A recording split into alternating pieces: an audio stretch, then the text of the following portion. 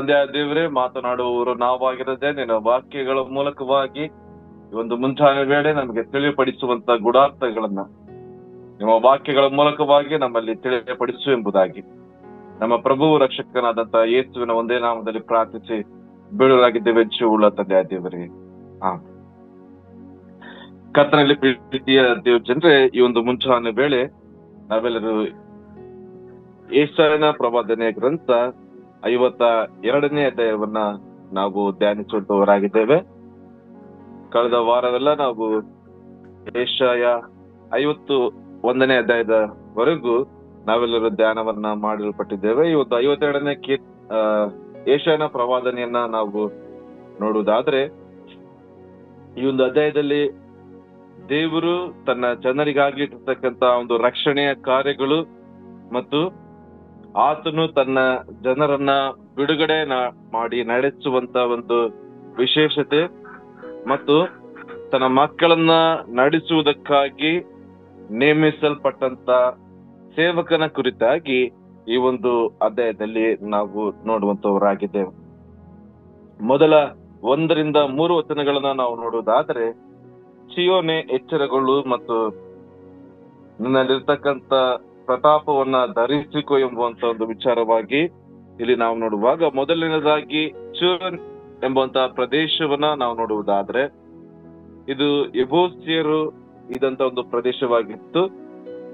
2 ಸಾಮುವೇಲ 5ನೇ ಅಧ್ಯಾಯ 7ನೇ ವಚನದಲ್ಲಿ ನಾವು ನೋಡುವಾಗ ಇಲ್ಲಿ ನಮಗೆ ಗೊತ್ತಾಗ್ತದೆ, ಇದನ್ನ ದಾವೀದ ವಶಪಡಿಸಿಕೊಳ್ಳಲ್ಪಟ್ಟವನಾಗಿ ಅದನ್ನ ತನ್ನ ಆ ಒಂದು ಭಾಗದಲ್ಲಿ ಕೋಟೆಯನ್ನು ಕಟ್ಟಿಕೊಳ್ಳಲ್ಪಟ್ಟವನಾಗಿ ಆ ಒಂದು ಭಾಗದಲ್ಲಿ ಆತನು ವಾಸ ಮಾಡಲ್ಪಟ್ಟವನಾಗಿ ಕಾಣಿಸಿಕೊಳ್ತಾನೆ. ಮತ್ತು ಈ ಒಂದು ಚೀಯೋನ್ ಪ್ರಾಂತ್ಯಕ್ಕೆ ಅಥವಾ ಒಂದು ನಗರಕ್ಕೆ ಇನ್ನೊಂದು ಹೆಸರಿದೆ ಏನೆಂಬುದಾಗಿ ನೋಡುವುದಾದ್ರೆ, ದಾವೀದ ನಗರ ಎಂಬುದಾಗಿ ಕರೆಯಲ್ಪಡುತ್ತಾರೆ ಎಂಬುದಾಗಿ ನಾವು 2 ಸಾಮುವೇಲ 5ನೇ ಅಧ್ಯಾಯ 7-8ನೇ ವಚನಗಳಲ್ಲಿ ನಾವು ಗಮನಿಸುವಂತವರಾಗಿದ್ದೇವೆ.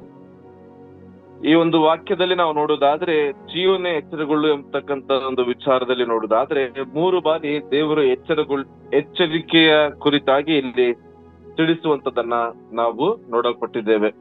ಮೊದಲನೇದಾಗಿ ನಾವು ನೋಡುವುದಾದ್ರೆ 51ನೇ ಅಧ್ಯಾಯದ 9ನೇ ವಚನದಲ್ಲಿ ಅಲ್ಲಿ ಎಚ್ಚರಗೊಳ್ಳು ಎಂಬುವಂತ ವಿಚಾರವನ್ನ ದೇವರಲ್ಲಿ ತಿಳಿಸಲ್ಪಡ್ತಾ ಇದ್ದಾರೆ. ಮತ್ತು ಅದೇ ಅಧ್ಯಾಯದ 51-17ನೇ ವಚನದಲ್ಲೂ ಸಹ ದೇವರು ಪುನಃ ಎಚ್ಚರಿಕೆಯನ್ನ ಕೊಡುವಂತ ಒಂದು ಸಂಗತಿಗಳನ್ನ ನಾವು ನೋಡುವಂತವರಾಗಿದ್ದೇವೆ. ಈ ಒಂದು ಅಧ್ಯಾಯಗಳಲ್ಲಿ ನಾವು ನೋಡುವುದಾದ್ರೆ, ದೇವರು ನುಡಿದಿರ್ತಕ್ಕಂತ ಪ್ರವಾದನ ಕಾರ್ಯಗಳು ಇದು ನೆರವೇರಲ್ಪಡುವಂತ ಒಂದು ಸಂಗತಿಯನ್ನ ನಾವು ಇಲ್ಲಿ ಕಾಣಲ್ಪಡುವಂತವರಾಗಿದ್ದೇವೆ. ಇಲ್ಲಿ ನೋಡ್ತೇವೆ, ಇಸ್ರಾಯೇಲರು ಇಲ್ಲಿ ಗಮನಿಸುವಾಗ ಅನೇಕ ರೀತಿಯಾಗಿ ದೇವರ ಒಂದು ಮಾರ್ಗಕ್ಕೆ ವಿರುದ್ಧವಾಗಿ, ದೇವರಿಗೆ ವಿರುದ್ಧವಾಗಿ ತಮ್ಮ ಕಾರ್ಯಗಳನ್ನ ಮಾಡುವುದರ ಮೂಲಕವಾಗಿ ಇಲ್ಲಿ ನೋಡ್ತೇವೆ. 3ನೇ ವಚನವನ್ನ ನಾವು ಗಮನಿಸುವಾಗ, ಏನು ಇಲ್ಲದಿರ್ತಕ್ಕಂಥ ಸ್ಥಿತಿಯಲ್ಲಿ ಅವರನ್ನ, ಅಂದ್ರೆ ಏನನ್ನು ಲಾಭ ಪಡೆಯದೆ ಅಂತಂದ್ರೆ ಏನನ್ನು ಪಡೆದುಕೊಳ್ಳದೆ ಅವರನ್ನ ಮಾರಲ್ಪಡುವಂತ ಒಂದು ಪರಿಸ್ಥಿತಿ, ಹಣವನ್ನ ತೆಗೆದುಕೊಳ್ಳದೆ ಮತ್ತು ನೋಡ್ತೇವೆ ಹಣವನ್ನ ತೆಗೆದುಕೊಳ್ಳದೆ ನಿಮ್ಮನ್ನ ಬಿಡುಗಡೆ ಮಾಡುವನು ಎಂಬುದಾಗಿ ಇಲ್ಲಿ ದೇವರು ಹೇಳ್ತಕ್ಕಂತ ಒಂದು ವಿಷಯವನ್ನ ನಾವಿಲ್ಲಿ ಗಮನಿಸುವಂತವರಾಗಿದ್ದೇವೆ.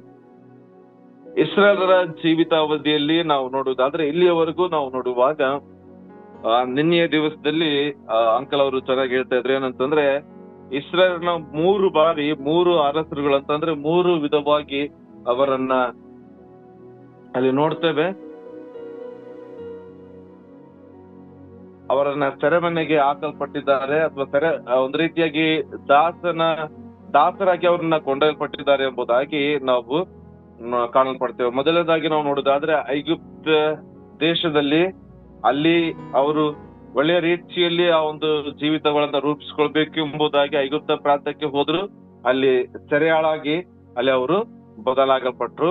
ತದನಂತರದಲ್ಲಿ ನಾವು ನೋಡುವುದಾದ್ರೆ, ಅದೇ ಅಧ್ಯಾಯಗಳಲ್ಲಿ ನಾವು ನೋಡುವುದಾದ್ರೆ ಅಶ್ಶೂರ್ಯರು ಅವರನ್ನ ಆಕ್ರಮಣ ಮಾಡಿಕೊಳ್ಳಲ್ಪಟ್ಟವರಾಗಿ ಅವರನ್ನ ನೋಡ್ತಾ ಇದ್ದೇವೆ. ದಾಸರಾಗಿ ಅವ್ರನ್ನ ಇಟ್ಕೊಳ್ತಾ ಇದ್ದಾರೆ. ತದನಂತರದಲ್ಲಿ ನಾವು ನೋಡೋದಾದ್ರೆ ಬಾಬೇಲಿನವರು ಅವ್ರನ್ನೇನ್ ಮಾಡ್ತಾ ಇದ್ದಾರೆ, ದಾಸರಾಗಿ ಇಟ್ಟುಕೊಳ್ಳುವಂತ ಒಂದು ಪರಿಸ್ಥಿತಿಯನ್ನ ಇಲ್ಲಿ ನಾವು ನೋಡ್ತಾ ಇದ್ದೇವೆ. ಯೆಶಾಯನ ಪ್ರವಾದನೆ ಗ್ರಂಥ 42ನೇ ಅಧ್ಯಾಯ 24ರಿಂದ 28ನೇ ವಚನದವರೆಗೂ ನಾವು ಇಲ್ಲಿ ನೋಡುವಂತವರಾಗಿದ್ದೇವೆ. ಇದಾದ ನಂತರದಲ್ಲಿ ದೇವರ ನಾಮವನ್ನ ದೂಷಣೆ ಮಾಡುವವರನ್ನ ಕುರಿತು ದೇವರು ಮಾಡ್ತಾ ಇರ್ತಕ್ಕಂಥ ಒಂದು ಸಮರ್ಥನೆ ಇಲ್ಲಿ ನೋಡ್ತೇವೆ. 4ರಿಂದ 6 ವಚನಗಳನ್ನ ನಾವು ನೋಡುವಾಗ ಇಲ್ಲಿ ದೇವರ ನಾಮ ಇಲ್ಲಿ ದೂಷಣೆಗೆ ಒಳಗಾಗ್ತಾ ಇದೆ. ಯಾವ ರೀತಿಯಾಗಿ ಅಂತ ಅಂದ್ರೆ, ಆ ಒಂದು ವಚನಗಳನ್ನ ನಾವು ಓದುವಾಗ ಬಹಳ ಸ್ಪಷ್ಟವಾಗಿ ಇಲ್ಲಿ ದೇವರ ವಾಕ್ಯ ಈ ರೀತಿಯಾಗಿ ತಿಳಿಸ್ತದೆ. ಕರ್ತನಾದ ಯೆಹೋವನು ಹೀಗೆಂದುಕೊಳ್ಳುತ್ತಾನೆ, ನನ್ನ ಜನರು ಮೊಟ್ಟ ಮೊದಲು ಐಗುಪ್ತದಲ್ಲಿ ಹಿಡಿದುಕೊಳ್ಳಬೇಕೆಂದು ಹೋಗಿ ಅಲ್ಲಿ ಸರಿಯಾದರು. ಅಶ್ಶೂರ್ಯರು ಅಕ್ಕಿಲ್ಲದೆ ಅವರನ್ನ ಬಾಧೆ ಪಡಿಸಿದರು. ಈಗಲೂ ಅನ್ಯರು ನನ್ನ ಜನರನ್ನ ಹಕ್ಕಿಲ್ಲದೆ ಒಯ್ದಿರಲು ನಾನು ಇಲ್ಲಿ ಸುಮ್ಮನಿರುವುದು ಹೇಗೆ? ನನ್ನ ಪ್ರಜೆಗಳನ್ನ ಆಳುವವರು ರೌದ್ರದಿಂದ ಕಿರುಚುತ್ತಾರೆ. ನನ್ನ ನಾಮವು ದಿನವೆಲ್ಲ ಎಡಬಿಡದೆ ದೂಷಣೆಗೆ ಗುರಿಯಾಗಿದೆ. ಹೀಗಿರಲು ನನ್ನ ಜನರು ನನ್ನ ನಾಮದ ಮಹತ್ತನ್ನ ತಿಳಿದು ನನ್ನ ಸಂಗಡ ಮಾತನಾಡುವುದು. ತಮ್ಮ ಸಂಗಡ ಮಾತನಾಡುವವನು ನಾನೇ, ಹೌದು ನಾನೇ ಎಂದು ರಕ್ಷಣೆಯ ಆ ದಿನದಲ್ಲಿ ಗ್ರಹಿಸಿಕೊಳ್ಳುವ ಹಾಗೆ ಮಾಡುವೆನು. ಇದು ಯೆಹೋವನ ನುಡಿ ಎಂಬುದಾಗಿ ಇಲ್ಲಿ ನೋಡ್ತಾ ಇದ್ದೇವೆ. ನಾನು ಹೇಳಿದಂತ ರೀತಿಯಲ್ಲಿ ಮೊದಲ ಐಗುಪ್ತರು ಅವರನ್ನ ಏನ್ ಮಾಡ್ತಾ ಇದಾರೆ ಅಂತಂದ್ರೆ, ದಾಸತನಕ್ಕೆ ಅಲ್ಲಿ ದಾಸರಾಗಿ ಅಲ್ಲಿ ನಡೀತಾ ಇದ್ದಾರೆ. ತದನಂತರದಲ್ಲಿ ಅಶ್ಶೂರ್ಯರು ಅವರನ್ನ ಏನ್ ಮಾಡ್ತಾ ಇದಾರೆ, ಬಾಧೆ ಪಡಿಸ್ತಾ ಇದ್ದಾರೆ.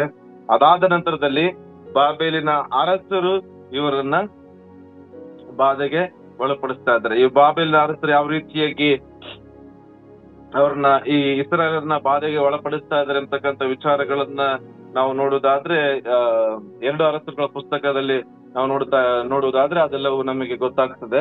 ಅಲ್ಲಿ ಯಾವ ರೀತಿಯಾಗಿ ಆ ಒಂದು ಅರಸನು ಆ ದೇವಾಲಯದ ಎಲ್ಲಾ ಒಂದು ವಸ್ತುಗಳನ್ನ ತೋರಿಸುವುದರ ಮೂಲಕವಾಗಿ ದೇವರ ನಾಮ ದೂಷಣೆ ಆಗುವಂತೆ, ಅಥವಾ ದೇವರು ಅಲ್ಲಿ ನೋಡ್ತೇವೆ ಯೆಶಾಯನ ಪ್ರವಾದನೆಗೆ ಹೇಳ್ತಾನಲ್ಲಿ ಏನಂತಂದ್ರೆ, ನಿನ್ನಿಂದ ಪ್ರತಿಯೊಂದನ್ನು ಅದು ತೆಗೆದುಕೊಳ್ಳಲ್ಪಡುತ್ತದೆ ಎಂಬುದಾಗಿ ಅಲ್ಲಿ ಅರಸನಿಗೆ ಹೇಳುವಂತ ರೀತಿಲಿ ಅದು ಯಥಾ ಪ್ರಕಾರವಾಗಿ ನಡೆಯಲ್ಪಡುತ್ತದೆ.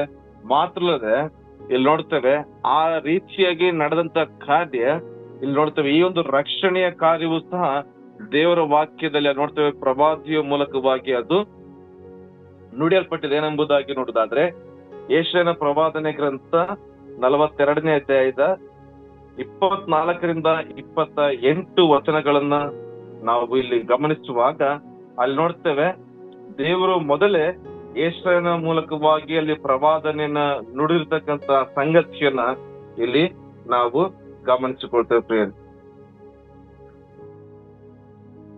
ಇಲ್ಲಿ ನಾವು ಗಮನಿಸಿಕೊಳ್ಳುವಾಗ ಈ ರೀತಿಯಾಗಿರ್ತಕ್ಕಂಥ ವಿಷಯಗಳಲ್ಲಿ ಅನೇಕ ರೀತಿಯಾದಂತಹ ಒಂದು ಯೆಶಾಯನ ಪ್ರವಾದನೆ ಗ್ರಂಥ 44ನೇ ಅಧ್ಯಾಯ 24ರಿಂದ 28ನೇ ವಚನದವರೆಗೂ ನಾವು ನೋಡುವುದಾದ್ರೆ, 44ನೇ ಅಧ್ಯಾಯ 24ರಿಂದ 28 ವಚನಗಳಲ್ಲಿ ನೋಡುವುದಾದ್ರೆ,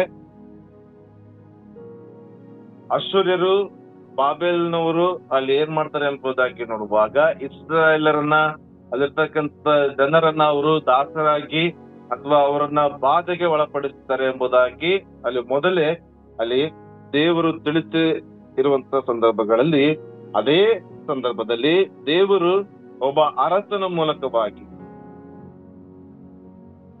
ಆ ಅರಸನ ಮೂಲಕವಾಗಿ ಪುನಃ ಯೆರೂಸಲೇಮನ್ನ ಅಲ್ಲಿ ಕಟ್ಟುವುದಕ್ಕಾಗಿ ಆತನನ್ನ ನೇಮಕ ಮಾಡಲ್ಪಟ್ಟಿರುತ್ತಾರೆ ಎಂಬುದಾಗಿ ಇಲ್ಲಿ ನಾವು ಯೆಶಾಯನ ಪ್ರವಾದನೆ ಪುಸ್ತಕದ 44ನೇ ಅಧ್ಯಾಯದಲ್ಲಿ ನಾವು ನೋಡಲ್ಪಡ್ತೇವೆ. ಈ ಒಂದು ಭಾಗದಲ್ಲಿ ನಾವು ನೋಡುವುದಾದ್ರೆ 2 ಪೂರ್ವಕಾಲ ವೃತ್ತಾಂತ 36ನೇ ಅಧ್ಯಾಯದ 22ರಿಂದ 24 ವಚನಗಳಲ್ಲಿ ನಾವು ನೋಡುವುದಾದ್ರೆ, ಯಾವ ರೀತಿಯಾಗಿ ಅಲ್ಲಿಂದ ಆ ಜನರನ್ನ ಆತನು ಬಿಡಿಸಿ ಆತನು ನಡೆಸಿ ಕಾಪಾಡಿ ಅಲ್ಲಿಂದ ಆತನು ಕಳಿಸಲ್ಪಡ್ತಾ ಇದ್ದಾನೆ ಎಂಬುವಂತ ಒಂದು ವಿಚಾರವನ್ನ ನಾವಿಲ್ಲಿ ನೋಡುವುದಾದ್ರೆ, ಅಲ್ಲಿ ಪಾರ್ಸಿ ಅರಸನಾದ ಕೋರೇಷನ್ ಅಲ್ಲಿ ಏನ್ ಮಾಡ್ತಾ ಇದ್ದಾನೆ ಅಂತಂದ್ರೆ, ಬಾಬೇಲನ್ನ ಆತನು ಆಕ್ರಮಣ ಮಾಡಿಕೊಂಡು ಆ ಬಾಬೇಲಿನ ವಿರುದ್ಧವಾಗಿ ಇದನ್ನು ಏನ್ ಮಾಡ್ತಾ ಇದ್ದಾನೆ, ಜಯವನ್ನು ಹೊಂದಿದ ನಂತರದಲ್ಲಿ ಇಲ್ಲಿ ನೋಡ್ತಾ ಇದ್ದೇವೆ 23ನೇ ವಚನಗಳನ್ನ ನಾವು ನೋಡುವಾಗ, ಪಾರಸಿಯ ರಾಜನಾದ ಕೋರೆಷನೆಂಬ ನನ್ನ ಮಾತನ್ನ ಕೇಳಿದಿ. ಪರಲೋಕ ದೇವರಾದ ಯೆಹೋವನು ನನಗೆ ಭೂಲೋಕದ ಎಲ್ಲ ರಾಜರುಗಳಲ್ಲಿ ಒಪ್ಪಿಸಿ ತನಗೋಸ್ಕರ ಯೆಹೂದ ದೇಶದ ಯೆರೂಸಲೇಮಿನಲ್ಲಿ ಆಲಯವನ್ನ ಕಟ್ಟಬೇಕೆಂದು ಆಜ್ಞಾಪಿಸಿದ್ದಾನೆ. ನಿಮ್ಮಲ್ಲಿ ಯಾರು ಆತನ ಪ್ರಜೆಗಳಾಗಿರುತ್ತೀರೋ ಅವರು ಸ್ವದೇಶಕ್ಕೆ ಹೋಗಲಿ. ಅವರು ದೇವರಾದ ಯೆಹೋವನು ಅವರ ಸಂಗಡ ಇದ್ದಾರೆಂದು ಪ್ರಕಟಿಸಿದನು ಎಂಬುದಾಗಿ ಇಲ್ಲಿ ಗಮನಿಸ್ತಾ ಇದ್ದೇವೆ. ಯಾವ ರೀತಿಯಾಗಿ ದೇವರು ತನ್ನ ಒಂದು ಪ್ರವಾದಿಗಳ ಮೂಲಕವಾಗಿ ಆತನು ಇಸ್ರಾಯೇಲರು ಮಾಡಿರ್ತಕ್ಕಂತ ಒಂದು ಅಸಹ್ಯ ಕಾರ್ಯಗಳ ನಿಮಿತ್ತವಾಗಿ ಇಸ್ರಾಯೇಲರು ಏನೆಲ್ಲ ತಪ್ಪುಗಳನ್ನ ಮಾಡಿದ್ರು ಎಂಬುದಾಗಿ ನಮ್ಗೆಲ್ಲರಿಗೂ ಗೊತ್ತಿರ್ತಕ್ಕಂಥ ಒಂದು ವಿಷಯಗಳಾಗಿದೆ. ಈಗ ತಾನೇ ಅನೇಕ ದೇವ ಸೇವಕಗಳು ನಮ್ಮಲ್ಲಿ ತಿಳಿಸಲ್ಪಟ್ಟಿದ್ದಾರೆ. ಏನೆಂಬುದಾಗಿ ನೋಡುದಾದ್ರೆ, ಬೇರೆ ದೇವರುಗಳನ್ನ ಪೂಜಿಸುವಂಥದ್ದು, ವಿಗ್ರಹ ಆರಾಧನೆಗಳನ್ನ ಪೂಜಿಸುವಂಥದ್ದು ಮಾತ್ರಲ್ಲದೆ ದೇವರಿಗೆ ಅಸಹ್ಯವಾದಂತಹ ಕಾರ್ಯಗಳನ್ನು ಮಾಡೋದ್ರ ಮೂಲಕವಾಗಿ ದೇವರಿಂದ ಹಿಂತಿರುಗಿ ಹೋಗುವಂತಹ ಪರಿಸ್ಥಿತಿಗಳಲ್ಲಿ ಅಲ್ಲಿ ನೋಡ್ತಾ ಇದ್ದೇವೆ. ದೇವರು ಅವರನ್ನ ಇತರ ಜನರುಗಳಿಗೆ ಒಪ್ಪಿಸಿಕೊಳ್ಳಲ್ಪಟ್ಟಿರ್ತಕ್ಕಂತ ಆ ಒಂದು ಪ್ರಸಂಗ ಅಲ್ಲಿ ನಡೆಯಲ್ಪಟ್ಟಿದೆ. ಆದ್ರೆ ಈಗ ದೇವರ ನಾಮ ಅಲ್ಲಿ ದೂಷಣೆ ಆಗ್ತಕ್ಕಂತ ಪರಿಸ್ಥಿತಿಯಲ್ಲಿ ದೇವರು ಇಲ್ಲಿ ನೋಡ್ತಾ ಇದ್ದೇನೆ, ಪುನಃ ನಾನು ಅವರನ್ನ ಕರೆತರ್ತೇನೆ. ಯಾವ ರೀತಿಯಾಗಿ ಅವರು ಹೋದ್ರು ಅಂದ್ರೆ ಏನು ಇಲ್ಲದೆ ಅವರನ್ನ ಆ ಒಂದು ಪರಿಸ್ಥಿತಿಗೆ ತೆಗೆದುಕೊಂಡು ಹೋಗಲ್ಪಟ್ಟಿದ್ದಾರೆ. ಅದೇ ಪ್ರಕಾರವಾಗಿ ಅಂತಂದ್ರೆ ಅಲ್ಲಿ ನೋಡ್ತೇವೆ ಯೇಸು ಕ್ರಿಸ್ತನ ಅಲ್ಲಿ ನೋಡ್ತೇವೆ. ಈ ಒಂದು ಸಂದರ್ಭಗಳಲ್ಲಿ ನೋಡೋದಾದ್ರೆ ಆತನ ರಕ್ಷಣೆ ಯಾವ ರೀತಿಯಾಗಿರ್ತದೆ ಅಂತ ಅಂದ್ರೆ ಏನನ್ನು ಕೂಡ ತೆಗೆದುಕೊಳ್ಳದೆ ಪುನಃ ಅವ್ರನ್ನ ಸ್ವತಂತ್ರತೆಯ ಮೂಲಕವಾಗಿ ಅವರನ್ನ ಬಿಡುಗಡೆ ಮಾಡಿ ನಡೆಸುವವನಾಗಿದ್ದೇನೆ ಎಂಬುದಾಗಿ ಅಲ್ಲಿ ಆತನು ತಿಳಿಸುವಂತವನಾಗಿದ್ದಾನೆ. ಮಾತ್ರ ಅಲ್ಲದೆ ಆ ಒಂದು ವಚನದಲ್ಲಿ ಒಂದು ಅಧ್ಯಾಯಗಳಲ್ಲಿ ನಾವು ನೋಡುವುದಾದ್ರೆ ಯಾವ ರೀತಿಯಾಗಿ ದೇವರು ತನ್ನ ಕಾರ್ಯಗಳನ್ನ ತೋರ್ಪಡಿಸಿಕೊಳ್ತಾ ಇದ್ದಾನೆ ಎಂಬುದಾಗಿ ನಾವೊಂದು ವಾಕ್ಯಗಳಲ್ಲಿ ನೋಡುವುದಾದ್ರೆ ದೇವರು ಬಹಳ ಸ್ಪಷ್ಟವಾಗಿ ಅಲ್ಲಿ ತಿಳಿಸ್ತಾ ಇದ್ದಾನೆ. ಏನೆಂಬುದಾಗಿ ನೋಡುವಾಗ 51ನೇ 9ನೇ ವಚನಗಳಲ್ಲಿ ನಾವು ನೋಡುವಾಗ, ಯೆಹೋವನ ಭುಜವೇ ಎಚ್ಚರಗೊಳ್ಳು, ಬಲವನ್ನ ತಂದುಕೋ. ಪೂರ್ವಕಾಲದಲ್ಲಿ ಪುರಾತನ ತಲಾಂತರಗಳಲ್ಲಿ ಎಚ್ಚರ ಪಟ್ಟಂತೆ ಈಗಲೂ ಎಚ್ಚೆತ್ತುಕೋ. ರಹಬಲವನ್ನ ಭೇದಿಸಿ ಘಟಸರ್ಪವನ್ನ ತಿವಿದು ಬಿಟ್ಟು ತೋಳು ನೀನಲ್ಲವೇ ಎಂಬುದಾಗಿ ಅಲ್ಲಿ ನೋಡ್ತಾ ಇದ್ದೇವೆ. ಆ ಒಂದು ರೀತಿಯಾದಂತ ಕಾರ್ಯಗಳ ಮೂಲಕವಾಗಿ ದೇವರು ಅದನ್ನ ಪ್ರಚಾರಪಡಿಸ್ತಾ ಇದ್ದಾನೆ ಎನ್ನುವುದಾಗಿ ನೋಡೋದಾದ್ರೆ ಆತನ ರಕ್ಷಣೆಯ ಕಾರ್ಯಗಳನ್ನ ಆ ಒಂದು ವಿಷಯವನ್ನ ದೇವರಲ್ಲಿ ತಿಳಿಸುವಂತ ಒಂದು ಸಂಗತಿಯನ್ನ ನಾವು ಇಲ್ಲಿ ನೋಡುವಂತವರಾಗಿದ್ದೇವೆ. ಅದು ಮಾತ್ರ ಅಲ್ಲದೆ 7ರಿಂದ 10ನೇ ವಚನದವರೆಗೂ ನಾವು ನೋಡುವುದಾದ್ರೆ ಎಲ್ಲ ಜನಾಂಗಗಳ ನಡುವೆ ಅಲ್ಲಿ ನೋಡ್ತೇವೆ ಆ ಒಂದು ನಗರವನ್ನ, ಚೀಯೋನನ್ನ, ಇಸ್ರಾಯೇಲನ್ನ, ಆ ಒಂದು ಯೆರೂಸಲೇಮನ್ನ ಅಲ್ಲಿ ನೋಡ್ತಾ ಇದ್ದೇವೆ ಬಿಡುಗಡೆ ಮಾಡಿ ನಡೆಸುವನು ಎಂಬುದಾಗಿ ಅಲ್ಲಿ ದೇವರು ತಿಳಿಸುವಂತದನ್ನ ಇಲ್ಲಿ ನಾವು ನೋಡ್ತಾ ಇದ್ದೇವೆ. 9 ಮತ್ತು 10ನೇ ವಚನಗಳನ್ನ ನೋಡುವುದಾದ್ರೆ, ಯೆರೂಸಲೇಮೇ ಹಾಳು ಪ್ರದೇಶಗಳೇ, ತಟ್ಟನೆ ಜಯಘೋಷ ಮಾಡಿ ಒಟ್ಟಿಗೆ ಅಶ್ವಧ್ವನಿಗೈರಿ, ಯೆಹೋವನು ಯೆರೂಸಲೇಮನ್ನ ವಿಮೋಚಿಸಿ ತನ್ನ ಜನರನ್ನ ಸಂತೈಸಿದ್ದಾನೆ. ಯೆಹೋವನು ಸಕಲ ಜನಾಂಗಗಳ ಕಣ್ಣೆದುರಿನಲ್ಲಿ ತನ್ನ ದಿವ್ಯ ಬಾಹುವನ್ನ ತೆರೆದು ತೋರಿಸಿದ್ದಾನೆ. ಭೂಮಿಯ ಎಲ್ಲಾ ದಿಕ್ಕಿನವರು ನಮ್ಮ ದೇವರ ರಕ್ಷಣಾ ಕಾರ್ಯವನ್ನ ನೋಡುವರು ಎಂಬುದಾಗಿ ಇಲ್ಲಿ ನೋಡ್ತಾ ಇದ್ದೇವೆ. ಪ್ರವಾದಿಗಳ ಮೂಲಕವಾಗಿ, ಪ್ರವಾದಿಯಾದಂತ ಯೆಶಾಯನ ಮೂಲಕವಾಗಿ ದೇವರಿ ಒಂದು ಮಾತನ್ನ ತಿಳಿಸುವಂತವರಾಗಿದ್ದಾರೆ. ಏನಂತಂದ್ರೆ ಆ ಒಂದು ಯೆರೂಸಲೇಮನ್ನ, ಒಂದು ಪಟ್ಟಣವನ್ನ, ಆ ಒಂದು ಸುಂದರವಾಗಿರ್ತಕ್ಕಂಥ ನಗರವನ್ನ ಪುನಃ ನಾನು ಪುನಃಸ್ಥಾಪನೆಯನ್ನ ಮಾಡ್ತೇನೆ. ಈ ಒಂದು ರಕ್ಷಣೆಯ ಕಾರ್ಯವನ್ನ ಭೂಮಿಯ ಎಲ್ಲಾ ದಿಕ್ಕಿನವರು ಈ ಒಂದು ಕಾರ್ಯವನ್ನ ಅವ್ರು ಏನ್ ಮಾಡ್ತಾರೆ ಅಂತಂದ್ರೆ ಎದುರು ನೋಡುವಂತವರಾಗಿದ್ದಾರೆ. ಈ ಒಂದು ಕಾರ್ಯಗಳನ್ನ ತಿಳಿದುಕೊಳ್ಳುವಂತವರಾಗಿದ್ದಾರೆ ಎಂಬುದಾಗಿ ನಾವು ಮೊದಲೇ ತಿಳಿಸಿದಂತ ರೀತಿಯಲ್ಲಿ ನೋಡ್ತೇವೆ.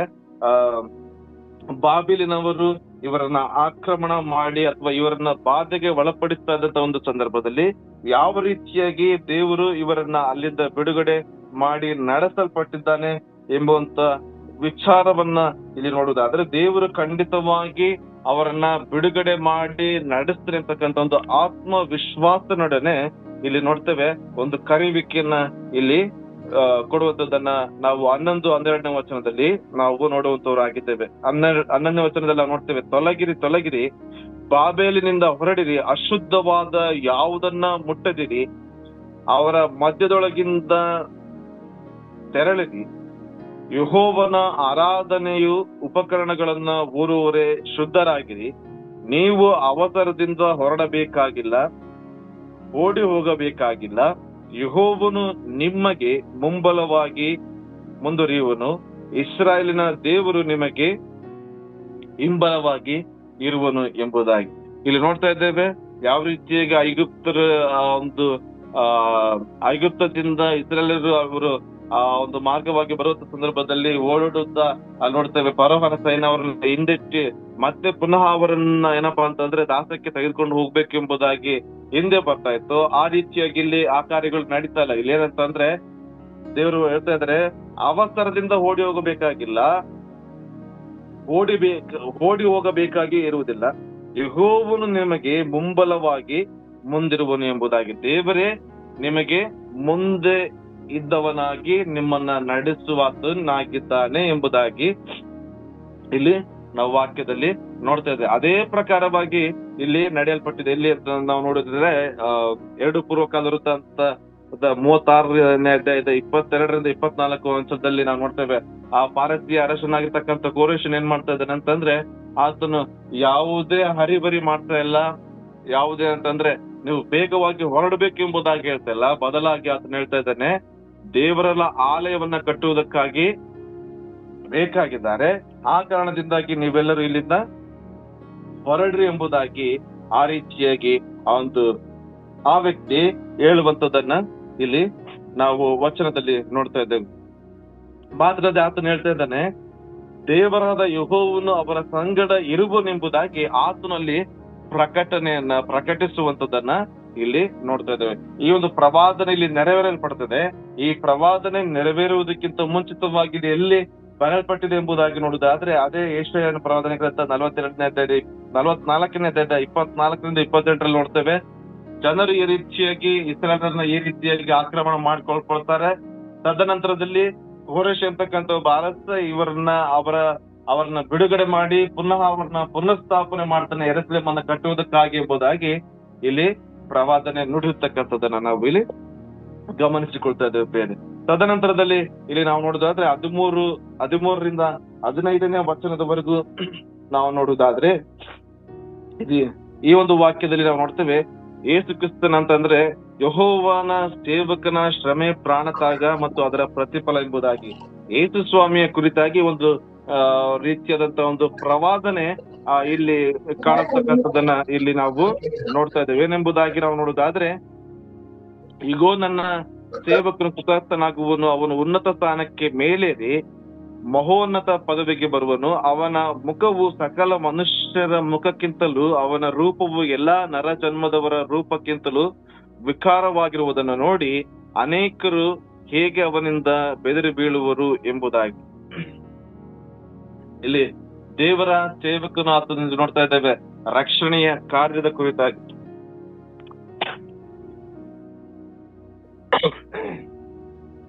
ದೇವರು ತನ್ನ ಜನರಿಗಾಗಿ ಇಟ್ಟಿರ್ತಕ್ಕಂಥ ಒಂದು ರಕ್ಷಣೆಯ ಕಾರ್ಯವನ್ನ ಇಲ್ಲಿ ನಾವು ನೋಡುವಂತವರಾಗಿದ್ದೇವೆ.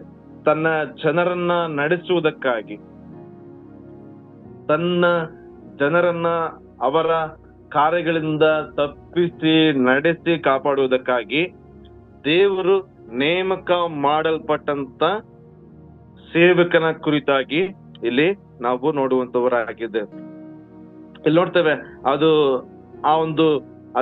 ಈ ಒಂದು ಅಧ್ಯಾಯಗಳನ್ನ ನಾವು ನೋಡುವುದಾದ್ರೆ ಇದು ಇದರ ಒಂದು ಮುಂದುವರಿದ ಭಾಗವಾಗಿ ನಾವು 53ನೇ ಕೀರ್ತನೆಯಲ್ಲಿ ನಾವು ನಾಳಿನ ದಿವಸದಲ್ಲಿ ಆ ಒಂದು ಅಧ್ಯಾಯವನ್ನ ಧ್ಯಾನವನ್ನ ಮಾಡುವಂತವರಾಗಿದ್ದೇವೆ. ಯೇಸು ಕ್ರಿಸ್ತನ ಕುರಿತಾಗಿ ಮತ್ತು ಯಾವ ರೀತಿಯಾಗಿ ಆತನು ಆ ಲೋಕದಲ್ಲಿ ಶ್ರಮೆಗಳನ್ನ ಅನುಭವಿಸ್ತಾನೆ ಅಂತಕ್ಕಂಥ ಕುರಿತಾಗಿ ಇಲ್ಲಿ ನೋಡುವಂತವರಾಗಿದ್ದೇವೆ. ಆದ್ರೆ ಈ ಭಾಗದಲ್ಲಿ ನೋಡುದಾದ್ರೆ ಆತನ ಕುರಿತಾಗಿ ಅಲ್ಲಿ 3 ವಚನಗಳಲ್ಲಿ ಸಂಕ್ಷಿಪ್ತವಾಗಿ ಅಲ್ಲಿ ಬರ್ತದೆ. ಏನಂತ ಅಂದ್ರೆ, ಆತನು ಉನ್ನತವಾಗಿ ಮೇಲಕ್ಕೇರಿ ಮಹೋನ್ನತ ಪದವಿಗೆ ಬರ್ತಾನೆ ಎಂಬುದಾಗಿ, ಆತನ ಮುಖವು ಸಕಲ ಮನುಷ್ಯರ ಮುಖಕ್ಕಿಂತಲೂ ಅವನ ರೂಪವು ಎಲ್ಲಾ ನರ ಜನ್ಮದವರ ರೂಪಕ್ಕಿಂತಲೂ ವಿಕಾರವಾಗಿರುವುದನ್ನ ಅಲ್ಲಿ ನೋಡ್ತಾ ಇದ್ದೇವೆ. ಯಾವುದೇ ರೀತಿಯಾಗಿರ್ತಕ್ಕಂಥ ಅಂದ ಚಂದಗಳು ಆತನಲ್ಲಿ ಇರುವುದಿಲ್ಲ ಎಂಬುದಾಗಿ. ಆದ್ರೆ 15ನೇ ವಚನವನ್ನ ನಾವು ನೋಡುವುದಾದ್ರೆ 15ನೇ ವಚನ ಬಹಳ ಸ್ಪಷ್ಟವಾಗಿ ಇಲ್ಲಿ ತಿಳಿಸ್ತದೆ. ಅನೇಕ ಜನಾಂಗಗಳವರು ಅವನನ್ನ ಕಂಡು ವಿಸ್ಮಯದಿಂದ ಚಮಕಿತರಾಗುವರು. ಅರಸರು ಅವನ ಮುಂದೆ ಬಾಯಿ ಮುಚ್ಚಿಕೊಳ್ಳುವರು, ಏಕೆಂದರೆ ಸುದ್ದಿಯೇ ಇಲ್ಲದ ಸಂಗತಿಯನ್ನ ನೋಡುವರು ಎಂದು ಕೇಳದ ವಿಷಯವನ್ನ ಗ್ರಹಿಸಿಕೊಳ್ಳುವರು ಎಂಬುದಾಗಿ. ಅಂದ್ರೆ ಮೆಸ್ಸಿಯ ಬರಲ್ಪಡುತ್ತಾನೆ, ಆತನ ಆಳ್ವಿಕೆ ನಡೆಯಲ್ಪಡುತ್ತದೆ, ಆತನ ಜನರು ಬಿಡುಗಡೆಯನ್ನ ಹೊಂದುವುದಕ್ಕಾಗಿ ಬಿಡುಗಡೆ ಹೊಂದಿ ಅಥವಾ ಅವರು ತಮ್ಮ ಒಂದು ಕಾರ್ಯಗಳಿಂದ ಬಿಡುಗಡೆಯನ್ನು ಹೊಂದಿ ಆತನು ನಡೆಸಲ್ಪಡ್ತಾನೆ ಅಂತಕ್ಕಂಥ ಒಂದು ಕಾರ್ಯಗಳನ್ನ ಇಲ್ಲಿ ನೋಡುವಂತವರಾಗಿದೆ. ಒಟ್ಟಾರೆ ಇಲ್ಲಿ ನೋಡುವುದಾದ್ರೆ ದೇವರು ಆ ತನ್ನ ಜನರಿಗೆ ಇಟ್ಟಿರ್ತಕ್ಕಂಥ ಒಂದು ರಕ್ಷಣೆಯ ಕಾರ್ಯವನ್ನ, ಅಂದ್ರೆ ಪಾಪದಲ್ಲಿ ತುಂಬಿರ್ತಕ್ಕಂಥ ಜನರಿಗೆ ಅಂದ್ರೆ ಬೇರೆ ಅನ್ಯ ದೇವರುಗಳನ್ನ ಅಲ್ಲಿ ಪೂಜಿಸುವುದರ ಮೂಲಕವಾಗಿ ಅಥವಾ ಅನ್ಯ ದೇವರುಗಳನ್ನ ಪೂಜಿಸುವುದಕ್ಕಾಗಿ ಅವಕಾಶಗಳನ್ನ ಕೊಟ್ಟಿರ್ತಕ್ಕಂಥ ಒಂದು ಅರಸರುಗಳ ಒಂದು ಜೀವಿತದ ಮೂಲಕವಾಗಿ ನಾವು ನೋಡ್ತೇವೆ. ಆ ಒಂದು ಕಾರ್ಯಗಳನ್ನ ಮಾಡಿ ದೇವರಿಗೆ ಅವಿಧೇಯರಾಗಿ ದೇವರು ಅವರನ್ನ ಬೇರೆ ರಾಜ್ಯಗಳಿಗೆ ಒಪ್ಪಿಸುವುದರ ಮೂಲಕವಾಗಿ ಪುನಃ ಇಲ್ಲಿ ನೋಡ್ತಾ ಇದ್ದೇವೆ, ಅವರು ಕಣ್ಣೀರಿಡುವಾಗ ಕೂಗುವಂತ ಸಂದರ್ಭದಲ್ಲಿ, ಅವರು ಕೇಳಿಕೊಳ್ಳುವಂತ ಸಂದರ್ಭದಲ್ಲಿ ದೇವರು ತಾನೇ ಅವರನ್ನ ರಕ್ಷಣೆ ಮಾಡಿ ನಡೆಸುವವನಾಗಿದ್ದಾನೆ ಎಂಬುದಾಗಿ ಇಲ್ಲಿ ನಮ್ಮೆಲ್ಲರಿಗೂ ತಿಳಿಯಬೇಕಾದಂತ ಒಂದು ವಿಷಯವಾಗಿದೆ. 6ನೇ ವಚನವನ್ನ ನಾವು ನೋಡುದಾದ್ರೆ, ಈಗಿರಲು ನನ್ನ ಜನರು ನನ್ನ ನಾಮದ ಮಹತ್ತನ್ನ ತಿಳಿದು ತಮ್ಮ ಸಂಗಡ ಮಾತನಾಡುವವನು ನಾನೇ, ಹೌದು ನಾನೇ ಎಂದು ರಕ್ಷಣೆಯ ಆ ದಿನದಲ್ಲಿ ಗ್ರಹಿಸಿಕೊಳ್ಳುವ ಹಾಗೆ ಮಾಡುವೆನು, ಇದೇ ಯೆಹೋವನ ನುಡಿ ಎಂಬುದಾಗಿ.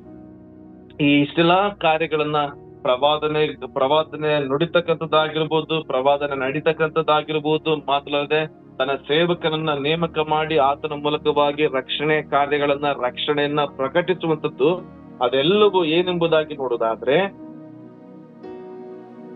ಆತನ ಜನರು ಅಂದ್ರೆ ನಾವುಗಳು ಆತನ ನಾಮದ ಮಹತ್ವವನ್ನ ಅರಿತುಕೊಳ್ಳಲ್ಪಡಬೇಕು ಮತ್ತು ಆತನು ನಮ್ಮ ಜೊತೆ ಮಾತನಾಡುವವನಾಗಿದ್ದಾನೆ ಎಂಬುದಾಗಿ ನಾವುಗಳು ಅರಿತುಕೊಳ್ಳಲ್ಪಡಬೇಕಾಗಿದೆ ಪ್ರೇರೆ.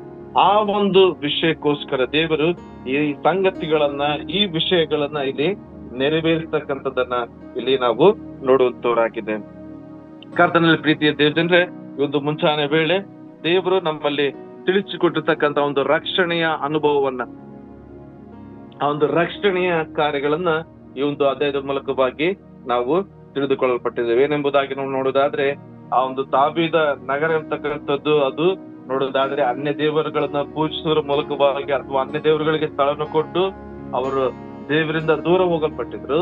ಆದ್ರೆ ದೇವರು ಪುನಃ ಅವರನ್ನ ಪುನಃಸ್ಥಾಪನೆ ಮಾಡುವುದಕ್ಕಾಗಿ ಮತ್ತು ಪುನಃಸ್ಥಾಪನೆ ಮಾಡುವಂತವನಾಗಿದ್ದಾನೆ ಮತ್ತು ರಕ್ಷಣೆಯನ್ನ ನೀಡುವಂತವನಾಗಿದ್ದಾನೆ. ಜನರನ್ನ ಅವರ ಎಲ್ಲ ಕಾರ್ಯಗಳಿಂದ ಬಿಡುಗಡೆ ಮಾಡಿ, ಎಲ್ಲ ಅರಸರುಗಳಿಂದ ಬಿಡುಗಡೆ ಮಾಡಿ ನಡೆಸುವಾತನಾಗಿದ್ದಾನೆ ಮತ್ತು ತನ್ನ ಜನರನ್ನ ಕಾಯುವುದಕ್ಕಾಗಿ ತನ್ನ ಸೇವಕರನ್ನ ನೇಮಕ ಮಾಡಿ ಆತನ ಮೂಲಕವಾಗಿ ರಕ್ಷಣೆಯ ಅನುಭವವನ್ನ ತನ್ನ ಜನರಿಗೆ ನೀಡುವಾತನಾಗಿದ್ದಾನೆ ಎಂಬುದಾಗಿ ಈ ಅಧ್ಯಾಯದ ಮೂಲಕವಾಗಿ ನಾವು ಧ್ಯಾನಿಸುವಂತವರಾಗಿದ್ದೇವೆ. ದೇವರು ತಾನೇ ಒಂದು ವಾಕ್ಯಗಳನ್ನ ಆಶೀರ್ವಾದ ಮಾಡಲಿ. ಪ್ರಾರ್ಥನೆಗಳನ್ನು ಮಾಡಿಕೊಳ್ಳೋಣ. ಕೃಪೆಯಲ್ಲಿ ಐಶ್ವರ್ಯ ಭರಿತರಾದಂತ ನಮ್ಮ ಮಹಾಸ್ವರ್ಗೀಯ ತಂದೆಯ ದೇವರೇ, ಈ ಒಂದು ಮುಂಚಾನೆ ವೇಳೆ ಸ್ವಾಮಿ ನಿನ್ನ ಪಾದಸನದಲ್ಲಿ ನಾವು ಬರ್ಲಿಕ್ಕಾಗುವಂತೆ ನೀನು ಮಾಡಿದಂತ ಎಲ್ಲ ನಿನ್ನ ಆಶೀರ್ವಾದಕ್ಕಾಗಿ ನಿಮಗೆ ಸ್ತೋತ್ರವನ್ನು ಸಲ್ಲಿಸುತ್ತೇವೆ.